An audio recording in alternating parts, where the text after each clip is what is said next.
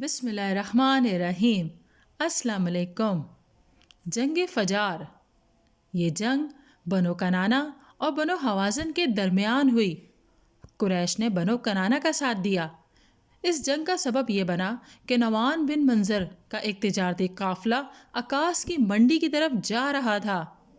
بنو حوازن کے سردار عروۃ الرحال بن عتبہ نے اس قافلے کو بحفاظت عکاس کی منڈی تک پہنچانے کے لیے پناہ دی۔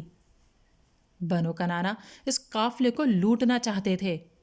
بنو کنانا کے ایک سردار براز بن قیس بن کنانا نے عروہ سے کہا، کیا تم بنو کنانا کے مقابلے میں اس قافلے کو پناہ دو گے؟ اس نے کہا، ہاں۔ بنو کنانا کیا ساری مخلوق کے خلاف بھی ہے؟ میں اس قافلے کو پناہ دوں گا۔ عروہ باہر نکلا تو براس نے موقع پا کر اسے قتل کر دیا۔ بنو کنانا کو قتل کی خبر ملی کہ ہمارے ایک سردار نے بنو حوازن کے ایک سردار کو قتل کر دیا ہے، تو وہ فوراً حرم مکہ کی طرف روانہ ہو گئے تاکہ حرم میں پناہ لے سکے۔ کچھ دیر بعد بنو حوازن کو بھی خبر پہنچ گئی۔ انہوں نے بنو کنانا کا تعاقب شروع کر دیا اور ان کے حرم پہنچنے سے پہلے ہی انہیں آ لیا۔ رات گئے تک ان دونوں کے مابین لڑائی ہوتی رہی۔ پھر وہ بنو کنانا حرم کی سرزمین میں داخل ہو گئے تو بنو حوازن نے جنگ سے ہاتھ روک لیا۔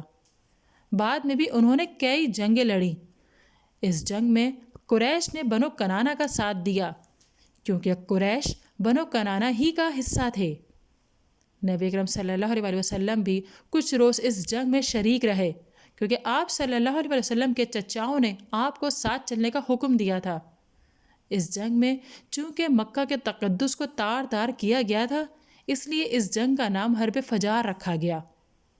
خود نبی اکرم صلی اللہ علیہ وسلم اس جنگ کے بارے میں فرماتے ہیں، میں اپنے چچاؤں کو تیر پکڑاتا تھا، یعنی میں دشمن کے پھینکے ہوئے تیر اٹھا اٹھا کر اپنے چچاؤں کو دیتا تھا۔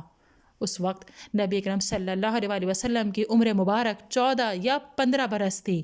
ایک قول 20 سال کا بھی ہے، لیکن پہلا قول زیادہ درست معلوم ہوتا ہے کیونکہ آپ صلی اللہ علیہ وسلم کا دشمن کے پھینکے ہوئے تیروں کو جمع کر کے اپنے چچاؤں کو پکڑانا آپ کی نو عمری پر دلالت کرتا ہے۔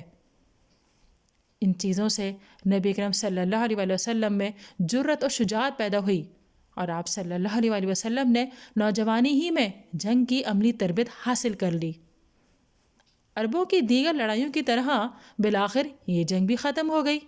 پھر اللہ تعالیٰ نے ان میں اپنے دین اسلام کا نور بھیج کر ان گمراہیوں کا خاتمہ کر دیا اور ان کے دلوں میں محبت اور الفت پیدا کی۔ ناظرین، ویڈیو پسند آئی ہے تو لائک کیجئے، شیئر کیجئے، کمنٹ دیجئے اور چینل کو ضرور سبسکرائب کیجئے۔